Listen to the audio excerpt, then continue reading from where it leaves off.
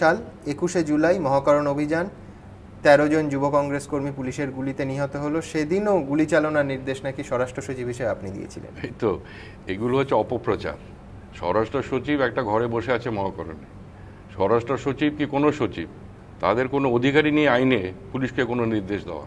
পুলিশকে নির্দেশ দেবে তাদের আধিকারী যারা, কমিশনার অফ পুলিশ হোক, ডিজি হোক, এসপি হোক, তারা। মানে পুলিশ রেগুলেশন অফ বেঙ্গল বলে একটা বই আছে ব্রিটিশ আমলে, সেটা এখনো চলে আসছে, তাতে স্বরাষ্ট্র সচিবের নাম আপনারা পাবেন না।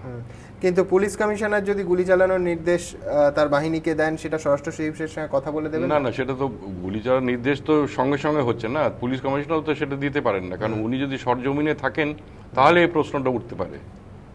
কিন্তু উনি যখন ওখানে ছিলেন না, আর স্বরাষ্ট্র সচিব তো ইখতিয়ারই নেই কিছু নির্দেশ দেওয়ার, তাহলে প্রশ্নটা উঠছে কেন? এবং সেই সময় এই ব্যাপারটা নিয়ে মিডিয়াতে তো অনেক এক্সারসাইজ হয়েছে, বিধান সভায় এটা নিয়ে আলোচনা হয়েছে, তো সেখানে তো স্বরাষ্ট্র সচিবের নাম আসেনি। অতএব তার পরবর্তীকালে 3-4টে কেস হয়েছে এটা নিয়ে, সেটা এখনো আদালতে আছে, তো সেটারও যখন নিষ্পত্তি হবে তখন যদি ওখান থেকে কিছু বেরোয় সেটা দেখা যাবে।